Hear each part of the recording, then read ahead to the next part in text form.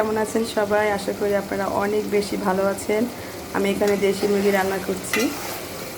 দেশি মুরগিটা আমি আগেই মশলা দিয়ে ভালো মতো কষিয়ে নিয়েছিলাম, আর এখনও সেই কষানো শেষ হয় নাই, কষানোটা চলছে। আমি এই দেশি মুরগিটা রান্না করব আজকে এই যে পেঁপে আর আলু এটা মিক্সড দিয়ে দেশি মুরগির ঝোল করব পেঁপে আলু দিয়ে। এই হচ্ছে আমার আজকের রেসিপি।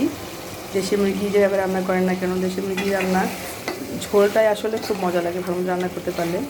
তো আমি এখানে খুব বেশি মশলা ইউজ করি নি, রেগুলার যে মশলাটা আমরা সবসময় ইউজ করি গোস্ত রান্না করতে গেলে, দারচিনি, এলাচ, তারপরে জিরা গুঁড়া, ধনিয়ার গুঁড়া, হলুদ গুঁড়া, মরিচ গুঁড়া, পেঁয়াজ, আদা, রসুন, তেল, আর এই তো লং দিয়েছিলাম অতটুকুই।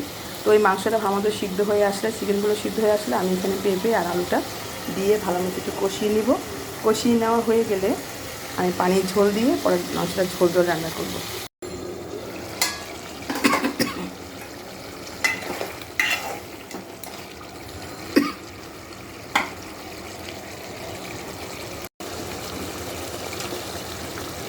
এখন আমি দিয়ে দিচ্ছি পেঁপে আর আলু।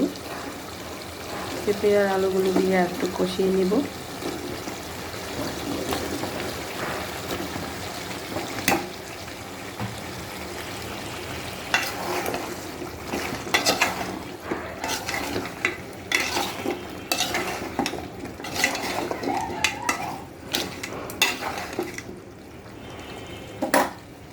এই তো এই যে এখন পানি দিয়ে দিব।